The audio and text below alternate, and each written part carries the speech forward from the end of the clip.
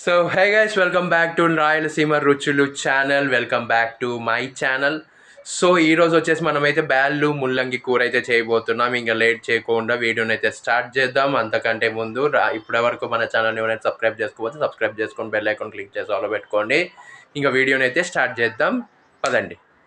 So first అయితే బ్యాల్ అయితే ఇలాగైతే తీసుకొని అయితే పెట్టుకోవాలి సైడ్. అండ్ ఇక్కడ వచ్చేసి ముల్లంగి, అండ్ ఇక్కడ వచ్చేసి మనమైతే ఆనియన్స్ అయితే చాప్ చేసుకుని అయితే పెట్టాం. సో ఇప్పుడు ఈ మూడు ఇందులోకి అయితే వేయాలి. వెయిట్ చేయండి, ప్రాసెస్ని అయితే ఇంకా స్టార్ట్ చేద్దాం. సో ఇప్పుడైతే బ్యాల్ వేసి మనమైతే వాష్ అయితే చేయాలి, చూపిస్తాను. సో దీన్ని కందిపప్పు అని అంటారు. సో చూడండి. సో ఇప్పుడైతే ముల్లంగి అయితే యాడ్ చేసుకోవాలి, తర్వాత ఆనియన్స్, సో పసుపు,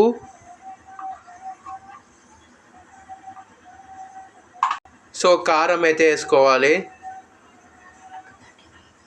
తగినంత అయితే వేసుకోవాలి.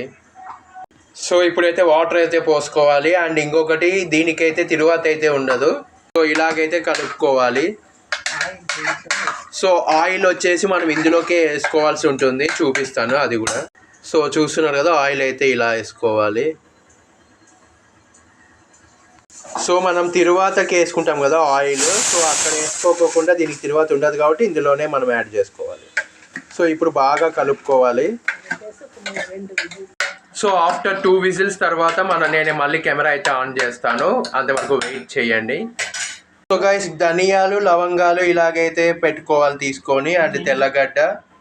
సో ఇప్పుడు ఈ రెండు వచ్చేసి మనమైతే నూనెలో వేసుకొని ఫ్రై అయితే చేసుకోవాలి.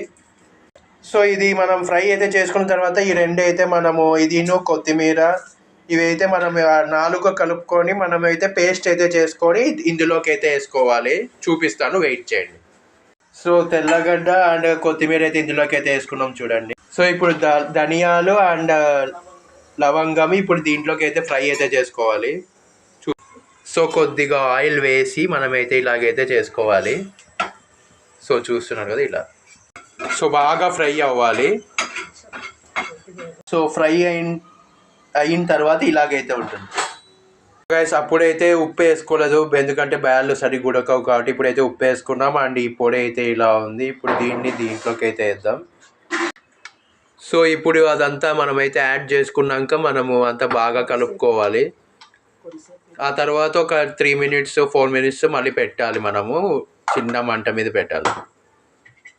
సో ఫైనల్ అవుట్పుట్ ఆఫ్ బ్యాళ్ళు ముల్లంగి కర్రీ. సో చూసారు కదా, ఇదైతే చాలా అంటే చాలా బాగుంటుంది. ఒకసారి ట్రై చేసుకొని ఎలా ఉంది కింద కామెంట్ సెక్షన్లో కామెంట్ చేయండి. And subscribe to my channel. Bye.